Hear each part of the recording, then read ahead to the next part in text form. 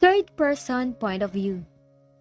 Pagkalabas sa dining room na magkaibigan, sabay na nagtungo ang mga ito sa opisina na pagmamay-ari ni Ami. Ay, muntik na tayo dun, sabi ni Ami at pabagsak na naupo sa malambot na sofa. Pakiramdam ni Ami na pagod siya kahit wala naman siyang madaming ginawa. Pinanood ni Ami ang bawat kilos ng kaibigan, kaya naman nagtaka ito nang makita ang kaibigan na nagpunta malapit sa bintana at tahimik na tumanaw sa ibaba kung saan makikita ang malawak na hardin. Nagseselos ako. Puno ng lungkot ang maririnig sa boses ni Bella habang tahimik na tinatanaw sa hardin ang anak at asawa nito. Tumayo si Ami at naglakad palapit sa kaibigan bago malungkot na yumakap dito mula sa likuran. Hindi ka dapat magselos, Bella, dahil ikaw pa rin ang mami ni Sarah. Hindi magbabago ang bagay na yon. Malambing na sagot ni Ami sa kaibigan. Hindi mo alam kung gaano ang nararamdaman kong inggit sa tuwing tatawagin kanyang mommy. Tapos sa akin, Miss Virgie?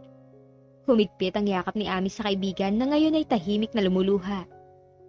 Bella, kailangan mong magpakatatag. Hindi pa tapos ang problema natin. Sabi ni Ami na kagaya ng kaibigan, napapaluha na rin. Paano ako magpapakatatag? Kung sa bandang huli, Ami, maaari akong kamuhian ng sarili kong anak. Mahirap para kay Ami na wala siyang magawa para maibsan ang sakit na nararamdaman ng kanyang kaibigan. Magtiwala ka sa anak mo, Bella. Mabait na bata si Sarah. Maiintindihan niya kung bakit tayo naglihim sa kanya. Bella smiled and put her arms in Ami's arms at tahimik na pinanood ng dalawa ang mag-asawa na nagkukulitan sa hardin. Meanwhile, sa labas ng opisina ay tahimik na nakikinig si Daddy John. Sa pinag-uusapan ng magkaibigan, tutol siya sa ginagawa ng asawa at ng kaibigan nito. Pero naiintindihan niya ang dahilan kung bakit ng mga ito ginagawa ang bagay na yon. Kaya naman kahit labag sa loob niya, hindi siya nakikialam. Ang tanging inaalala ni John ay ang mararamdaman ni Sarah. Siguradong masasaktan to kapag nalaman na nagsisinungaling ang lahat sa kanya. Sa kabilang banda, abala sa pagpupunas ng espada ang isang lalaki na nasa edad 60. Nang paika-ikang magsipasok ang nasa 5 katao na puro sugat at pasa. Boss! Pagtawag ng pansin ng nangunguna sa grupo at tumatay yung leader ng mga ito. Kumusta ang pinapagawa ko? Tanong ng matanda na hindi inaalis ang tingin sa espadang nililinis. Nagawa pa nitong sipatin yon sa tapat ng liwanag na nanggagaling sa maliit na siwang ng bintana. Kuminang ang talim ng espada na naghatid ng ibayong takot sa grupo ng mga kalalakihan. Nabigo kami, pero, hindi pa tapos magsalita ang leader ng grupo nang bumagsak ang katawan nito. Nanlaki ang mga mata ng natirang tauhan at saka sabay-sabay at dahan-dahang tiningnan ang tinungo ng espada na ngayon ay nakatusok na sa pader. Mga hangal! Napakadali na lang ng pinapagawa ko sa inyo, hindi nyo pa nagawa. Ipaliwanag niyo ka kung bakit hindi niyo nagawang tapusin ang dalawang yon. Lumagundong sa loob ng silid ang sigaw ng matanda. Hindi alam ng mga sugatang tauhan kung paano magpapaliwanag sa matanda na ngayon halos ilibig na sila sa pamamagitan ng tingin. Di ba kayo sasagot? Muling sigaw ng matanda na ngayon dahan-dahan na kinukuha ang espada. May mga bodyguard po na kasama ang pinapatapos niyo. Sila po yung nakalaban namin. Lakas loob ng lalaki na siyang walang gaanong tinamong sugat. Sigaw muli ng matanda kasabay ng paghagis ng hawak nitong espada. Nagkanya-kanya ng dapa sa sahig ang mga tauhan para lang makaiwas. Asikasuhin niyo ang pinapagawa ko dahil kung hindi, kayo ang malalagot isa-isa sa akin. Sigaw ng matanda. Umalis na kayo dito! Mabilis na nagpulasan ang mga tauhan. Naiwan ang matanda sa madilim na silid at mula sa nasisihang mata ay unti-unti yun na tumalim at sa isang iglap lang naihagis na nito ang isa pang espada. At ang target nito, ang malaking larawan na nakadikit sa dingding. Ang sakin ay sakin lang at walang kahit na sinong pwedeng umangkin nito. Matalim na sabi ng matanda habang nakatingin sa larawan ng babaeng may berdeng kulay ng mga mata. Laami Palace, 5 ng hapon. Nasa kama na naman sina Jake at Sarah at may ginagawa. Napuno ng halinghing ang kwarto nila Pabuti na lang at soundproof ang lahat ng kwarto sa mansyon. Kaya kahit gaano kalakas, hindi yun maririnig mula sa labas. Ilang beses nang inangkin ni Jake ang asawa sa bawat sulok ng sariling silid. Hanggang sa hindi na kaya ng dalawa at pagod na bumagsak sa malambot na kama ang pawisan at hapong katawan. "Are you still gonna tease me, wife?" Tanong ni Jake kay Sarah. No. Hindi na makilala ni Sarah ang sariling boses na ngayon ay paus na. Dahil sa paulit-ulit na pagsigaw, tumayo si Jake para pumunta sa banyo. Maingat na pinunasan ni Jake ng bimpo ang katawan ni Sarah. At nang matapos ito, sinuutan niya ito na pajama. "Matulog ka na muna, wife. At mamaya, mapapasaba ka ulit." Pangasar ni Jake.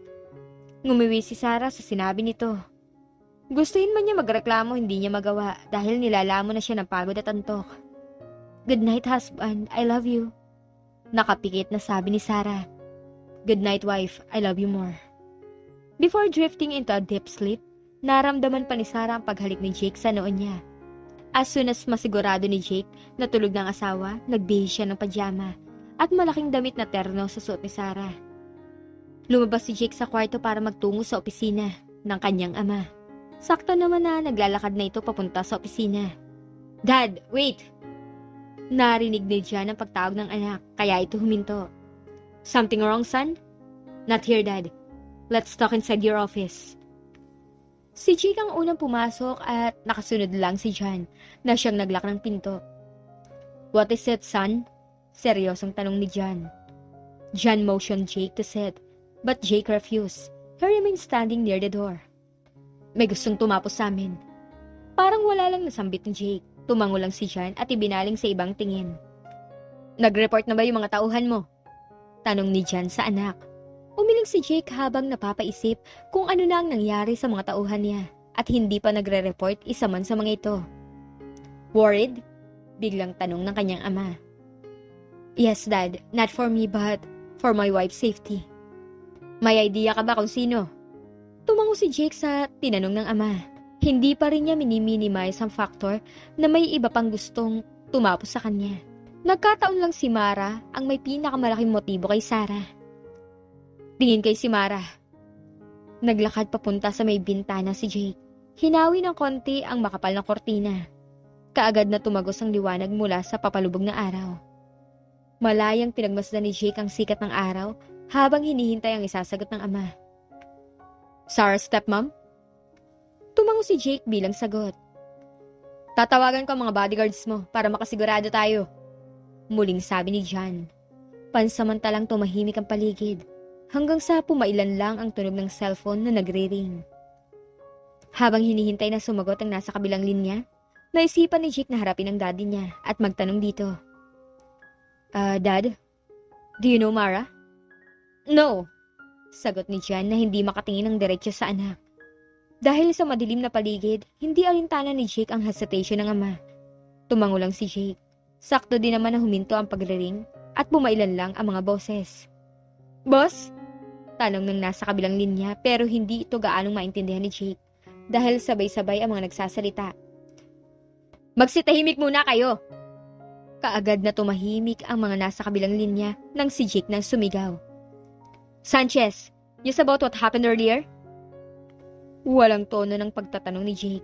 It's more like a command. Alam na kaagad ni Sanchez ang tinutukoy nito kaya naman nagsimula na ito magpaliwanag. "Wala kami nahuli ni isa man sa kanila." Hindi natuloy ang dapat sana'y sasabihin ni Sanchez nang biglang sumingit ang galit na si Jake. "Anong kalokohan to at wala naman kayo nahuli?" Sigaw ni Jake na tuluyan nang nawala ang pagiging kalmado. Galit na lumapit to sa ama at pabalang na hinablot ang cellphone. Tumitig si Jan sa galit na anak at marahang umiling. "Sorry boss, kasalukuyan ang tinatrack ni Akatanya yung plate number, maging ang kotse mismo." Nabanaag ni Jake ang guilt sa boses ng kausap, kaya naman tahimik siyang napabuntong hininga. Habang si Jan naman pinapanood kung ano ang gagawin ng anak. "Good job guys, sorry ko nasigawan ko kayo." Proud na ngumiti at tumingin si Jan sa anak. "You changed a lot, son. I'm so proud of you." "Sarah changed me, Dad. Kaya ayoko na may nangyayaring masama sa kanya," sabi ni Jake at malawak na nangiti. Meanwhile, in the Arroyo Mansion, iritableng nakapamewang si Mara sa harap ni Ramon. Nakabaliktaran ito dahil prenteng nakaupo ang binata. What, Ramon? Hindi pa ba tayo kikilos? Nabuburyo na ako na nakutunga nga lang. Habang ang loko na yun nakakalabas pa. Galit na singhal ng ginang. Habang nakaturo ang daliri sa mga babae na nasa screen ng CCTV ng buong metro. Pwede bang mag-chillax ka kasi? Hindi ganun kadali ang gusto mong mangyari. Singhal ni Ramon. Relax? You want me to relax? No wonder nagkagusto sa'yo ang anak ko. Kasi parehas kayong hangal. Parang puputok ang mga ugat ni Ramon sa sobrang galit. Pero mas pinili niya pa rin na maging kalmado. Anak, hindi mo anak si Amara. Puno ng pang-insultong sabi ni Ramon. Anak ko si Amara. Ako nagpalaki sa kanya. Galit na sigaw ni Mara. Ikaw lang ang nagpalaki pero hindi mo siya anak. Magkakasunod na tumulo ang luha ni Mara at walang sabi-sabi na tinalikuran ang kausap. Sarah point of view. 1 month has passed at nakabalik na kami ng Manila ni Jake after having a 1-month luxurious vacation in Cavite. Supposedly, 1 week lang dapat kami pero na-extend to into a month. Ngayon nga ay papunta ako ng SM North kasama si Kuya Randall. Dahil may kailangan akong bilhin at gusto ko din kumain ng shawarma. This past few weeks, hindi ko maintindihan ang sarili ko. Like, I was having a bad time. And after 5 minutes, okay na ulit ako. Wife! Singhal ni Jake. Napasimangot ako dito pero kalaunan napangiti din dahil ngayon ko lang naalala na may kausap pala ako sa phone. Husband, you were saying? Napabuntong hininga si Jake. Tinatanong kita kung nakarating na ba kayo sa SM. Tanong nito na parang naiinis ang tono. Galit ka ba? Wife, what is wrong with you? Last month ka pang ganyan after we came back from Cavite. Frustrated na tanong ni Jake. Kaagad na wala ang nararamdaman kong inis nang makita ko ang frustration ni Jake. Kaagad ako napangiti. Medyo malayo pa kami sa SM MOA, husband. MOA? Napakalayo naman yan, wife. May SM North naman. Andun din naman yung gusto mong bilhin. Hindi makapaniwala ang tanong ni Jake at napo-frustrate na ginulo ang buhok niya. Tuluyan na akong natawa dahil sa frustration nito. How's your work? Natapos na yung meeting ko kanina pero may isa pa akong kailangan na attendan na meeting. Natapos ang pag-uusap namin ni Jake right after huminto ng sinasakyan namin sa tapat ng SM. Ma'am Sarah, hintayin niyo po ako. Magpapark lang po ako ng sasakyan. Pagpapaalam ni Kuya Randall. Tumango lang ako, tahimik na bumaba sa sasakyan bago naglakad hanggang sa may tabi ng pintuan ng SM para maghintay. Lumipas ang 10 minuto, wala pa rin si Kuya Randall. Paulit-ulit kong tinitingnan ang wristwatch ko para i-check ang oras. Nakakaramdam na ako ng pagkainip kaya naman naisipan ko na pumasok sa loob ng SM at maglibot-libot muna. Habang naglalakad at nagtitingin ako sa bawat stall, aksidente akong may nabunggo. Dinig ko ang malakas sa kalabog ng pabagsak. Ouch! Nasasakpang daing ng nakabanggaan ko. I'm sorry miss, hindi kita napansin. Paghingi ko ng paumanhin at binalingan ko ito at iniumang ko ang kamay ko para alalayan sana itong tumayo. But my hand stops in mid-air nang mamukaan ko kung sino ang nakabanggaan ko. Kaagad na sumama ang tingin nito pagkakita sa akin. Hay nako! Syusyunga-syunga kasi! Singhal nito at saka mabilis na tumayo. I'm sorry, hindi kita napansin, Carol. Hingi ko muli ng paumanhin. Sorry? Mas malakas na sigaw nito nang may hindi makapaniwalang tingin. You hurt me! Tingin mo, sorry lang katapat nun? Sigaw nito habang masamang tingin sa akin. Look, ayoko ng away. Pinagtitinginan na tayo. Can you just accept my sorry and move on?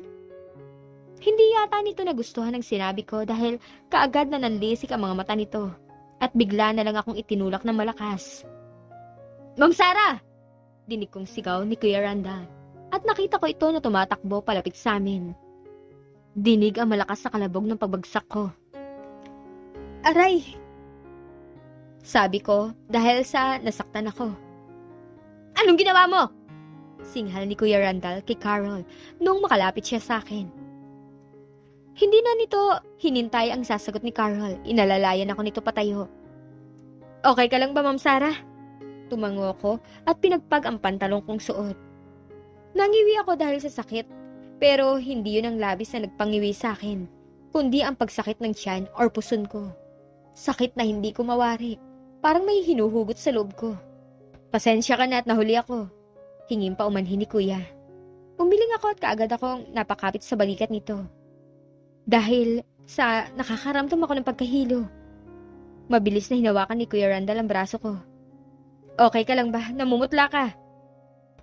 Anong ginawa mo sa kanya? Singhal ni Kuya Randall. OMG, ang landi. First, it was Jake. And now him? Imbis na sagutin ang tanong ni Kuya Randall, panlalait ang sinabit ni Carol at nilabas ito ang cellphone at kinuhanan kami ng picture. Oh, what are you doing? Singhal na tanong ko sa mga unang salita pero pagdating sa huli, halos hindi ko na yun mabigkas dahil sa sobrang sakit na nararamdaman ko. Humigpit ang kapit ko sa balikat ni Kuya Randall na kaagad nakapagpatingin dito sa akin. Hindi malaman o kasama ko kung anong gagawin. Kung saan-saan to pumapaling tapos biglang kukunin ng cellphone pero ibubulsa din. Kuya Randall, let's go home. I snap at him. Papalis na kami nang muli na naman nagsalita si Carol. Makakarating kay Jake ang ginagawa mong panluloko sa kanya. Naniga sa kinatatayuan si Kuya Randall at plano na sanang balikan si Carol. Pero marin ko tong pinigilan. Tara na kuya. Kamusta na pakiramdam mo, Ma'am Sarah? Malalagot ako nito kay boss. Nag-aalalang tanong sa akin ni Kuya Randall habang naglalakad kami papuntang parking lot. Natawa ako pero kaagad din ako napahinto dahil muli ko na namang naramdaman ng sakit. Pero ngayon, mas masakit. Ma'am Sarah, ano bang nangyayari sa'yo? Okay lang ako, Kuya Randall. Naisip ko na baka it was my time of the month. Kaya ganito ang nararamdaman ko. Pabago-bago ako ng mood at cravings tapos sobrang sakit ng puso at katawan ko. Nakarating kami sa sasakyan after 5 minutes. Kaagad na pinaalis ni Kuya Randall ang kotse pauwi sa amin. Habang nasa kotse na kami, binabagtas ang matraffic na kalsada ng Quezon City. Tutup ko ang puson ko hanggang sa makarating kami sa kondo. Kuya Randall, mauna na po ako. Hintayin mo na ako, Ma'am Sarah. Baka may hindi na namang kaya yung tao magpakita. Hinagis lang ni Kuya Randall ang susi sa valet at sabay na kami umakyat hanggang sa unit. Habang nasa elevator, ramdam ko ang hilo at ang nalalapit kong pagbagsak pero pinipilit ko ang sarili ko na maging matatag. Manang, nandito na po ako. Nakita ko na bahagyang nagulat si Manang. Napahawak to sa dibdib. Diyos ko, bata ka! Hihimatayin ako sa gulat! Sigaw ni Manang habang nakapamewang. Sorry Manang ha, akyat na po muna ako sa taas. Paghingi ko ng paumanhin. Nang makarating ako sa kwarto, dumiretso kagad ako sa walk-in closet. Kumuha ng isang bestidang pantulog para maglinis muna sana nang biglang umikot ang paningin ko. At biglang nagdilim ang lahat. Jake's point of view was on Telecom Empire. 5 p.m. Pagod na napasandal ako sa swivel chair. Katatapos lang ng meeting ko with the Stanford Sandovals. And kakaibang pagod at sakit ng ulo ang nararamdaman ko. Pansamantala akong pumikit para magpahinga nang pumasok sa isip ko si Sarah. Dinampot ko ang cellphone ko at tinawagan ang number nito. Pero nakailang ring na, hindi pa rin ito sinasagot ang tawag ko. Napakunot ang noo ko at kaagad na kinabahan dahil hindi nito ugali na hindi sagutin ang tawag ko. Dahil sa kinakabahan talaga ako, mabilis kong inayos ang mga gamit ko at naghanda na ako sa pag-alis. Nang biglang may padarag na nagbukas ng pinto ng opisina ko. What the? Singhal ko sa nagbukas ng pinto. Sir, nagpupumilit po kasi si ma'am. Namumutla si Vic at hindi magkandatuto sa pagsasalita. Vic! Singhal ko dito at hinarap to para sana pagalitan ng sumama ang tingin ko dahil sa nakangising mukha ni Carol. Umiling ako at ibinalik ang tingin sa mga gamit na kailangan kong ilagay sa bag ko. What are you doing here? Mataliw na tanong ko dito. Jake. Hindi ka dapat ganyan makipag-usap sa akin.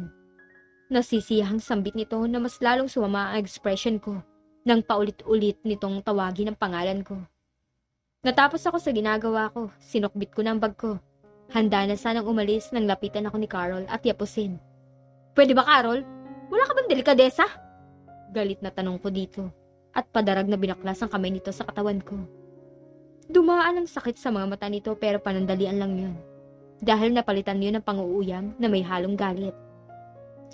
Speaking of delikadesa, you wanna know who I saw today? Nangaasar na tanong nito. Nagtaka naman ako pero kalaunan, kinabahan. Dahil malaki ang posibilidad na nakita nito si Sarah. Wala akong time sa'yo, Carol. So get out of here! Singhal ko dito at nilagpasan to. Pero hindi nangyari yon dahil hinarangan ako nito at pinakita ang larawan sa cellphone nito. Nanigas ako sa kinatatayuan nang makita kong picture. It was my wife habang hawak sa braso ng aking bodyguard. And then, there's another picture when she is carried by the same bodyguard. Your wife is cheating on you with your bodyguard? How disgusting! Nanginsultong sabi ni Carol. My body went rigid and my head is about to explode. Tiningnan kong nakangisi nitong muka. Walang pasabi na tinabig ito at tinalikuran. Jake! Dinig kong sigaw nito. Habang naglalakad ako palabas ng building, nagtatabihan ang lahat at walang nagtangkang batiin ako. Siguro dahil sa galit na expression ko. Ganyan nga, tumabi kayo kung ayaw niyo madamay. Lagot ka talaga sa akin, Vasquez! Galit na nasabi ko. Pagdating ko sa labas ng building, nakita ko kagad si Sanchez na tahimik na naghihintay sa labas ng kotse. Nakita ko nito kaya naman sumeryoso to. Mabilis na sumakay sa sasakyan. Pagpasok ko, mabilis na pinasibad ni Sanchez ang kotse. Wala nang traffic kahit na may mga traffic enforcers sa kalsada. At nakita ko na sinanyasan lang ni Sanchez sa mga to. Idaan mo sa pinakamalapit na convenience store. Tumango lang si Sanchez at mabilis na kinabig ang sasakyan. Paliko sa pinakamalapit na 7-Eleven. Kaagad na hininto ni Sanchez ang kotse sa tapat ng convenience store. Kaagad akong bumaba at binili ang mga kailangan ko. Paglabas ko ng convenience store, binuksan ko ang isang kanang beer at tinungga to. Let's go home! Palay ang tingin sa akin ni Sanchez pero hindi ito naglakas ang loob na magtanong. Pagkarating namin sa tapat ng kondo ko, nakalimang lata na ata ako ng beer. Lumabas ako ng kotse at dire-diretsong pumasok sa condominium. Kagad ako sumakay sa elevator and after 5 minutes, nakarating na ako sa unit ko. Pero paglabas ko ng elevator, nilamon na ako ng galit nang makita ko si Vasquez. Madim kong kinuyom ang kamao ko para kontrolin ang galit. Pero hindi ko pa rin tuluyang napigilan. Kaya naman sinugod ko to at malakas na sinuntok. Malakas na napalupagi si Vasquez sa sahig pero hindi to lumaban. Boss! Vasquez! Magkakasabay na sigaw ng mga tauhan ko at kagad na lumapit. Pero napahinto din kagad ang mga to nang senyesan ko sila. How dare you? Anong ginawa mo sa asawa ko? Singhal ko dito. Pero hindi ito sumagot sa halip, yumuko lang ito. Pero maya-maya tumingin din ito sa akin at nagpaliwanag. Tinulungan ko lang siya dahil nakita ko na tinulak siya ni Carol. Hindi pa rin tuluyang humuhupa ang galit ko. Pero alam ko na hindi ako magagawang lokohin ni Sarah. Kaya naman hinarap ko si Akitanya. Akitanya, bigyan mo ako ng record ng CCTV sa SM North for the whole day today. Nagsasabi ka sana ng totoo. Huling salitang binitiwan ko bago ako tuluyang pumasok sa unit ko. Naabutan ko si Manang Corazon na nasa sala at tahimik lang na nakaupo habang umiinom ng kape. Manang si Sarah po? Mukhang nahalata nito na wala ako sa mood at nakainom ako. Kaya naman sinagot na lang ako nito.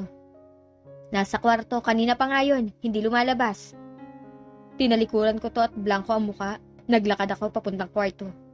Pagkadating ko sa kwarto, binuksan ko ang pinto. At doon, tumambad sa akin ang madilim na paligid. Binuhay ko ang ilaw at kaagad tiningnan ang kama, pero walang tao doon. Nangunot ang noo ko at tiningnan ang banyo, pero wala din si Sarah doon. Sarah? Galit at pasigaw na tawag ko dito pero walang sumagot. Sarah, where are you? Muli sigaw ko. Pero wala ito kahit sa shower room. Wala ang huling room na lang na hindi ko pa tinitingnan ang walk-in closet. Ramdam ko ang kakaibang kabog ng dibdib ko habang naglalakad ako papunta sa walk-in closet. Parang puputok ang ulo ko at para akong mabibingi dahil sa lakas ng kabog ng dibdib ko habang dahan-dahan kong binubuksan ang pinto ng walk-in closet. This is not happening. Hindi makapaniwalang sambit ng isip ko. Mabilis kong dinaluhan si Sarah na ngayon walang malay at sobrang putla ng mukha. Pero ang nakaagaw ng pansin ko, ang dugo sa may binti nito. Baby, wake up! Naluluhang sigaw ko dito at tinapik-tapik ko ang pisngi nito.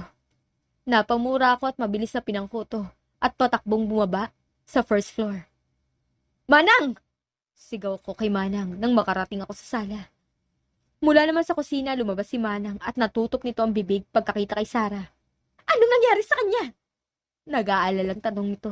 Manang, mamaya na lang ako tatawag. Pakitawagan na lang din po sila, Mami. Dadalhin ko po muna siya sa hospital. Tumango si Manang Corazon at sinamahan ako hanggang sa labas ng unit ko. Kagad nagsitayo ang mga bodyguard ko na makita akong pangkos si Sarah. Randall, pwede mo ba kaming ihatid sa hospital? Nakita ko ang pagkagulat nito pero hindi ito kumibo. Tumango lang to at mabilis na naglakad pasakay sa elevator. Panay ang tulo ng pawis ko habang tinitingnan ko si Sarah. Baby, wake up please. Tahimik kong pagkausap dito. Bakit ba napakatagal? Napipi ko na sigaw ko dahil napakatagal bumukas ang elevator. Ito na yata ang pinakamatagal na paghihintay na nagawa ko.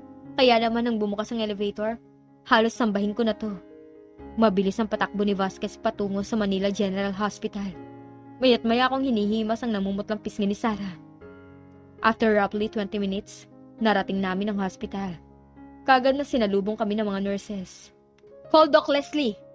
Utos ko at mabilis na tumalima ang isang babae na naka-uniforme din ng pangdoktor. Habang ang mga nurses, inaalalayan ako para maihiga ng maayos si Sarah sa stretcher. Mabilis na tinulak ang stretcher papunta sa emergency room. Pagdating namin sa emergency room, siya ding pagdating ni Doc Leslie. Kaagad na nagliwanag ang mukha nito pagkakita sa akin pero bumakas din ang pag-aalala nang napatingin kay Sarah. Kas, yun lang ang sinabi ko at kaagad na itong tumango. Lumabas ka na muna, utos nito sa akin. Come on, Kas. Let me do my job and get out of here. Nagbuntong hininga muna ako bago tumango. Leslie is one of my distant cousin. I am a few older than her. She's an OB-GYN and also a surgeon. Kaya naman ito ang pinatawag ko dahil alam ko na magaling itong doktor. Pagkalabas ko sa ER, kaagad ako nilapitan ni Vasquez. Kamusta man na po siya, Sir Jake? Tanong ni Vasquez. Napatingin ako dito. At nakita ko ang paninisi nito sa sarili. Umiling ako. Wala pa ako idea sa ngayon. Kasalukuyan pa lang siyang tinitingnan ng doktor. I'm sorry, sir. Hindi ko dapat hinayaan si Ma'am Sarah na pumasok sa mall na mag-isa. Wala kang kasalanan. Sorry nga pala sa suntok ko. Boss Jake! Ang tahimik namin paghihintay ay nabulabog nang marinig ko ang sigaw ng humahangos na si Aquitania. Habang sumisigaw kasunod nito si Salvador at Sanchez. Anong nakita mo? Kaagad kong tanong. Mabilis na binigay nito ang cellphone kung saan nandun ang copy ng CCTV sa SM North. Mabilis na pinlay ko ang footage at madiin na nakakuyom ang kamao ko dahil sa galit na nararamdaman ko. Bring her to me! Hindi ko na kailangan na sabihin pa kung sino to dahil kaagad na tumango si Sanchez at sumunod sa utos ko. Sumunod si Aquitania at Salvador dito at ang tanging naiwan na lang sa hospital, ako at si Vasquez. Habang ang iba nakabantay sa kondo. In case na dun pumunta si Carl. Hindi ko alam kung ilang minuto na akong naghihintay o kung may oras na ba. Basta ang alam ko lang, mas tumitindi ang kabang nararamdaman ko habang tumatagal ang oras ng paghihintay ko. Ay, matagal pa ba? Gigil na sabi ko. Para na ring matanggal ang kabang nararamdaman ko. Ang segundo kong paghihintay ay umabot ng minuto hanggang sa naging 1 oras tapos 2. Ramdam ko ang pagtulo ng pawis ko habang naglalakad ako pabalik-balik sa tapat ng pinto ng room kung saan tinitingnan ng asawa ko. Umupo ako at kaagad na tinawagan ng parents ko at si Carlo about kay Sarah. At kaagad namang sinabi ng mga ito na pupuntahan nila kami. Tinapos ko ang tawag at tahimik muling naghintay na hindi naman na nagtagal dahil bumukas ang pinto at iniluwanon ang pinsan ko, napawisan at halatang pagod. Kas, how's my wife? Umiling ito at nagpunas ng pawisang noo bago malungkot na tumingin sa akin. And in an instant, my heart sank. Napaatras ako at muntik na bumagsak, mabuti na lang inalalayan ako ni Vasquez. Kas, nahihirapang tanong ko at ramdam ko ang magkakasunod na pagtulo ng mga luha ko. Bumunghalit ng tawa ang babae na nasa harapan ko habang nakaturo sa mukha ko. Kas ha? You're crying! You look ugly! Napapikit ako ng madiin para pigilan ang naghuhulagpos kong galit. Mabuti na lang talaga pinsan ko to. Dahil kung hindi, Lagot talaga ang isang to. Tatapusin ko. Bakit ba nakalimutan ko na prankster ang taong to? Galit na tanong ko sa aking isipan. Kas! Pwedeng tumigil ka na sa kakatawa at sabihin mo na lang sa akin ang kalagayan ng asawa ko. Napipikong tanong ko dito. Kagad naman tong tumigil sa pagtawa at naging seryoso. She cleared her throat at nagsimula magsalita. Your wife is safe. She just passed out because of the pain she experienced. Napahinga ako na maluwag. Pero may isa pang bumabagabag sa akin. What about the blood I saw earlier? Masyadong malakas yung para sa mga nagme-mens. And last month pa siya hindi nagkakaroon. Tanong ko dito. Hindi kasi ako mapakali. Alam kong schedule ng menstruation ng asawa ko. Sa tagal ba naman naming magkasama, alam ko na last month pa ito hindi dinadatnan. Doon pa lang nagtaka na dapat ako dahil regular ang menstruation ng asawa ko. Kasi ako ang laging bumibili ng napkin niya. And about that, your baby is safe. Sarah is 4 weeks pregnant. You can consider this as miracle. Dahil sa buwan ng pinagbubuntis niya, maaari siyang makunan dahil dugo pa lang to. Pero I guess the baby is meant for you. Kaya safe ang mag-ina mo. I'll prescribe a vitamins for her and schedule for monthly check-up. Then, for now, mas mabuti kong bed rest siya and no more intercourse until... Pwede na. Maliwanag ba, pinsan? Mahabang litanya nito. At talagang pinagdiinan ang mga huling salita. Tumango ko bago tumalikod. Pwede mo na makita ang asawa mo. Tuluyan nang nawala si Leslie at ang tanging naiwan na lang ay ako at si Vasquez. Congrats, boss!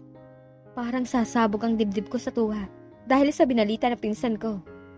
Humarap ako kay Vasquez at malaki ang ngiti na nakipag-appear dito. Sakto naman na inilalabas na ng mga nurse ang asawa ko para ilipat sa private room. Tiningnan ko to. Ganun pa rin to, walang mali at namumutla. Sumunod ako hanggang sa maayos na ang higaan nito sa private room at maihiga ito sa hospital bed. Umupo ako sa isang silya na nakalaan talaga para sa mga dumadalaw. Hinawakan ko ang kamay ni Sarah at malaya itong kinausap. Wife, you heard the news? Magkakababy na tayo. So please, wake up. Hindi ko alam kung gaano katagal na ako nakaupo. Naramdaman ko na lang na may humawak sa balikat ko. Naalimpungatan ako at napatayo sa gulat. Ma'am? Hindi siguradong tawag ko. Habang kinukusot ang mata para mag-clear ang vision ko. Yes, son. How's Sarah? Tanong ni Mami. Napaisip naman ako if dapat ko bang sabihin dito ang good news or dapat kong hintayin si Sarah. In the end, nanatili akong tahimik at inibang topic. Where's Dad? Nasa kantin sila ni Tita Virgie mo para bumili na makakain. Tumango ko at muling bumalik sa pagkakaupo sa tabi ng asawa ko. So, anong sinabi ng doktor? Kumusta daw si Sarah? And what really happened to her?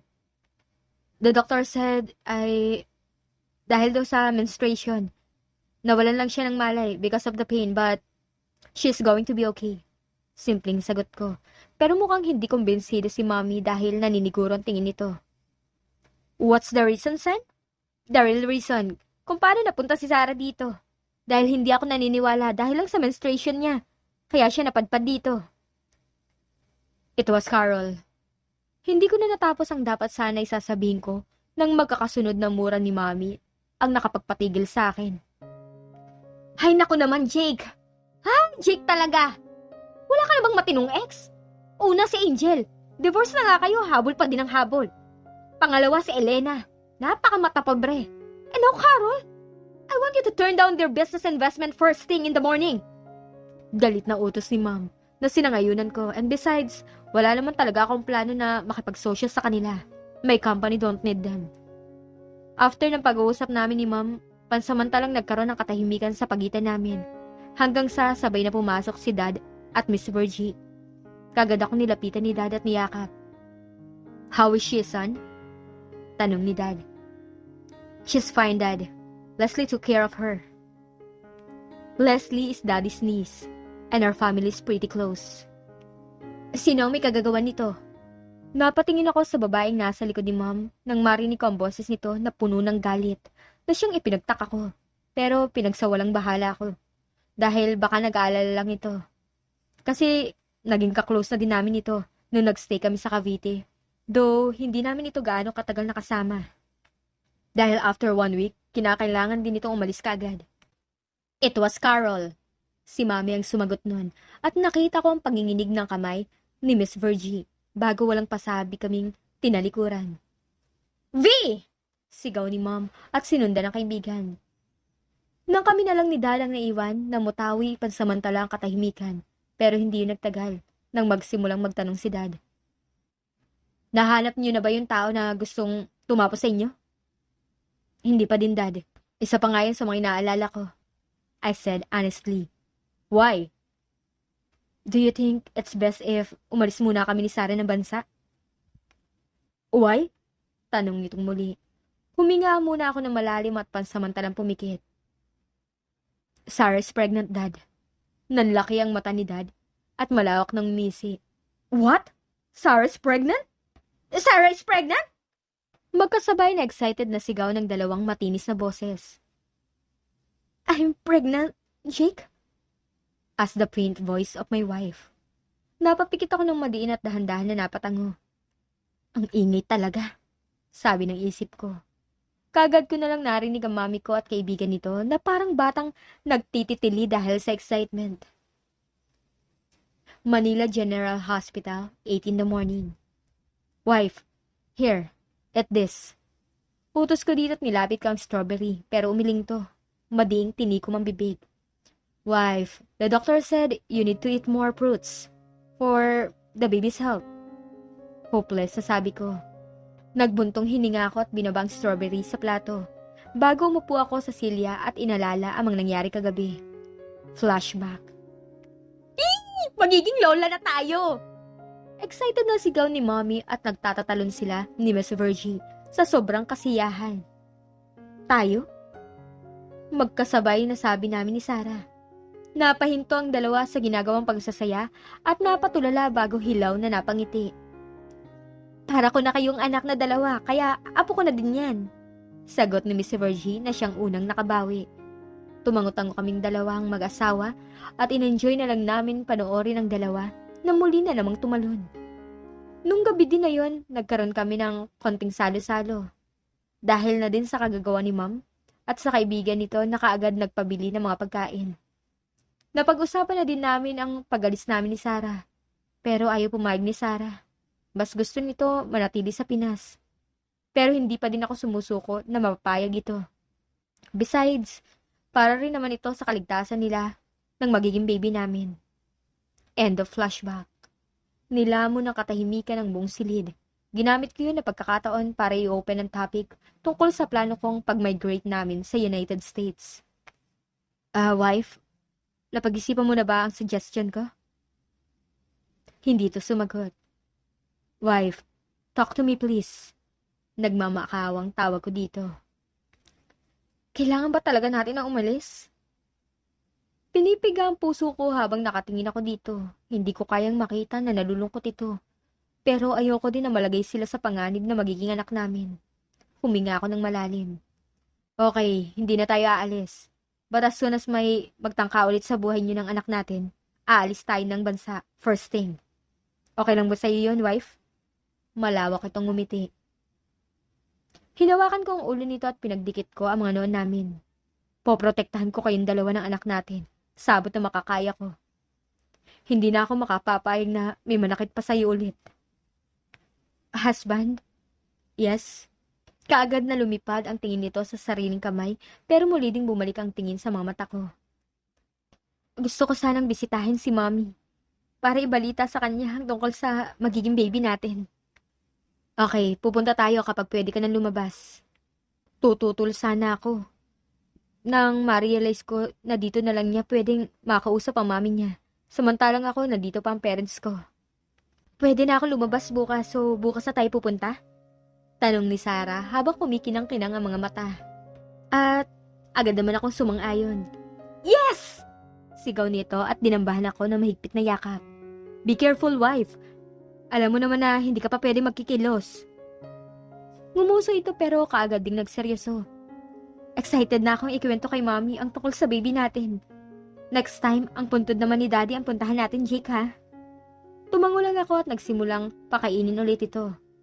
Ano na naman kaya ang susunod na mangyayari kina Jake at Sarah? At kailan naman kaya balak ipagtapat ni Amy ang totoong katauhan ni Miss Virgie?